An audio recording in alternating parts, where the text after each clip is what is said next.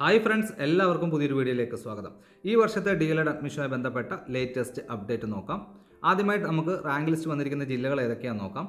തിരുവനന്തപുരം, കാസർഗോഡ്, പത്തനംതിട്ട, മലപ്പുറം, പാലക്കാട്, കണ്ണൂർ, ആലപ്പുഴ, എറണാകുളം ഇത്രയും ജില്ലകളുടെ government aided കോളേജുകളുടെ ഫൈനൽ റാങ്ക് ലിസ്റ്റ് പബ്ലിഷ് ചെയ്തിട്ടുണ്ട്. കൂടാതെ സെൽഫ് ഫിനാൻസിങ് കോളേജിൻ്റെ റാങ്ക് ലിസ്റ്റ് വന്നിരിക്കുന്നത് കാസർഗോഡ് ജില്ലയുടെയും ആലപ്പുഴ ജില്ലയുടെയുമാണ്. ഓക്കെ, എറണാകുളം ജില്ലയിലേക്ക് അപ്ലൈ ചെയ്ത കുട്ടികളുടെ റാങ്ക് ലിസ്റ്റ് നിങ്ങൾ ആ ഒരു DD ഓഫീസുമായിട്ട് ബന്ധപ്പെട്ട് കൺഫേം ചെയ്യുക.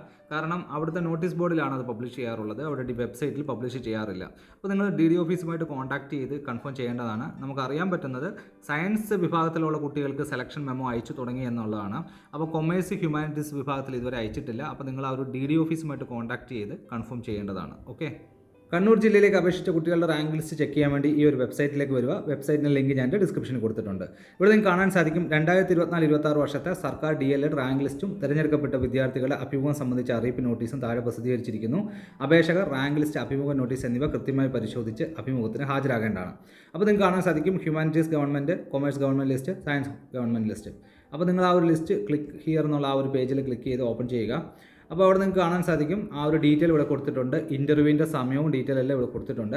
ഇൻ്റർവ്യൂ നടക്കുന്ന സ്ഥലം കൊടുത്തിട്ടില്ല. അത് കഴിഞ്ഞ വർഷങ്ങളിൽ കണ്ണൂർ DD ഓഫീസിൽ വെച്ചായിരുന്നു. അപ്പോൾ ആ ഒരു വിവരം നിങ്ങൾ DD ഓഫീസുമായിട്ട് നേരിട്ട് കോൺടാക്ട് ചെയ്ത് കൺഫേം ചെയ്തോളുക. ഓക്കെ, പിന്നെ സെലക്ഷൻ ലിസ്റ്റിലുള്ള കുട്ടികൾക്ക് സാധാരണ മെമ്മോ അയക്കാറുണ്ട്. അപ്പോൾ ആ ഒരു കാര്യം നിങ്ങൾ മനസ്സിലാക്കുക.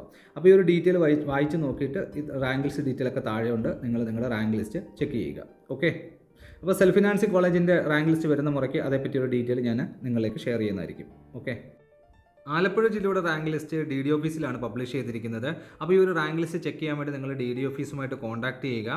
കൂടാതെ സെലക്ഷൻ ലിസ്റ്റിലുള്ള കുട്ടികൾക്ക് DD ഓഫീസിൽ നിന്ന് മെമ്മോ അയക്കുന്നതാണ്. അപ്പോൾ എൻ്റെ ഇൻ്റർവ്യൂവിൻ്റെ ഡേറ്റും കാര്യങ്ങളൊക്കെ നിങ്ങൾ DD ഓഫീസുമായിട്ട് കൺഫേം ചെയ്യേണ്ടതാണ്.